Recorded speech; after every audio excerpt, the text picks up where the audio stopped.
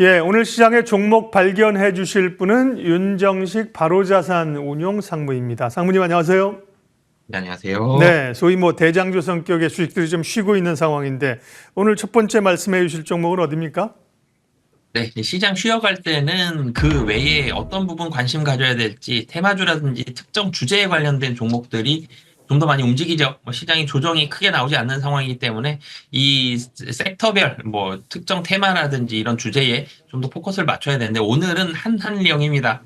중국이 좀 더 외국인 투자에 좀 더 적극적으로 나아가겠다라는 이런 내용들이 발표가 되었기 때문에 한한령이 좀 해제가 될 가능성이 상당히 높아 보이죠. 무비자 먼저 허용해줬습니다. 중국으로 편하게 들어오세요.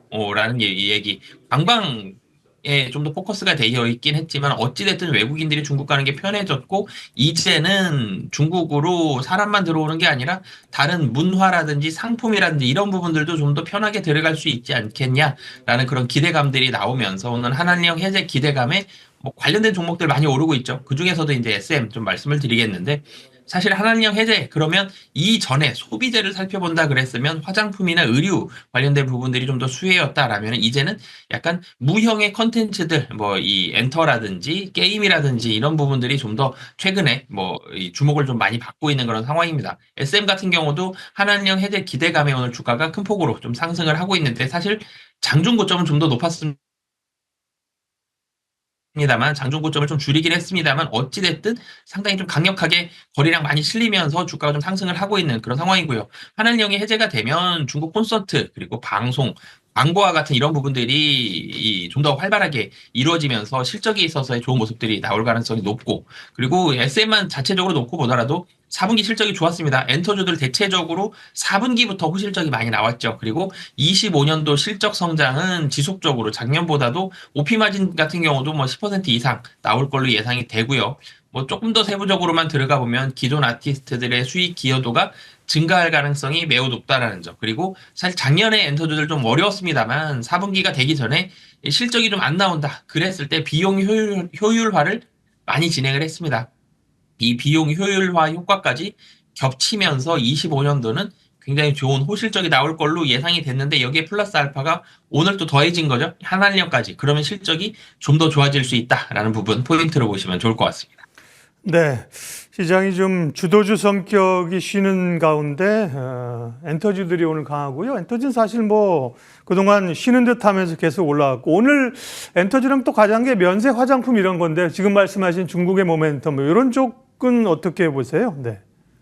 네, 사실 중국 쪽으로는 지금 변수가 좀 남아있죠. 관세라는 변수가 남아있습니다만 어찌됐든 중국은 한국으로 최근 들어서 물류 창고에 대한 문의가 많이 들어오고 있습니다. 이 얘기가 뭐냐면 중국에서 물건을 얼추 만들어서 한국에 와서 완성한 다음에 물류 창고에 좀 넣었다가 한국에 수출하는 이런 부분들까지 많이 고민이 되고 있는 그런 상황이거든요.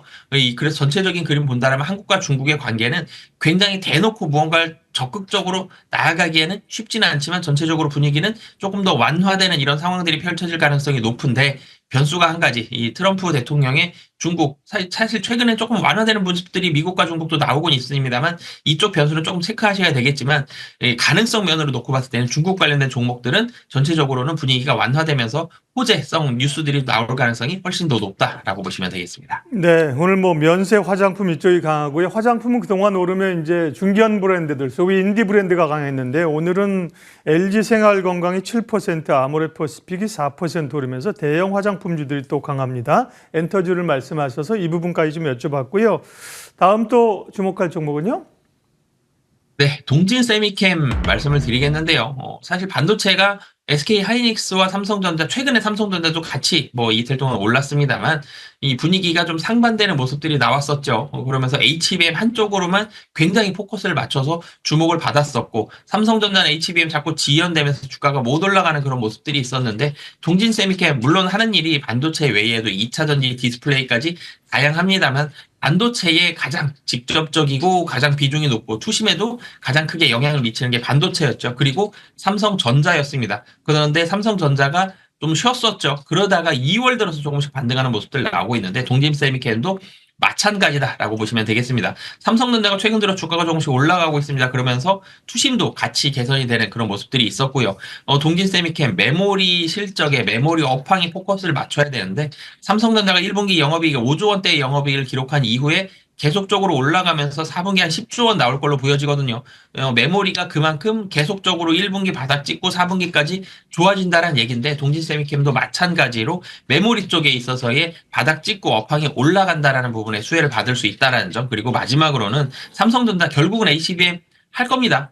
HBM 하는데 그 시기가 언제가 될지에 대한 이런 부분들 때문에 주가의 반등이 좀 늦어졌었는데 삼성전자 HBM 추가적으로 확대가 된다라면 동진세미캠 투심에 한 단계 더 레벨업되는 그런 모습들까지도 기대해봐도 좋다라고 보시면 되겠습니다. 네, 소부장도 이제 삼성전자와 관련된 기업들, 소위 밸류체인이라고 하죠. 이쪽 기업들도 봐야 된다는 말씀이십니다.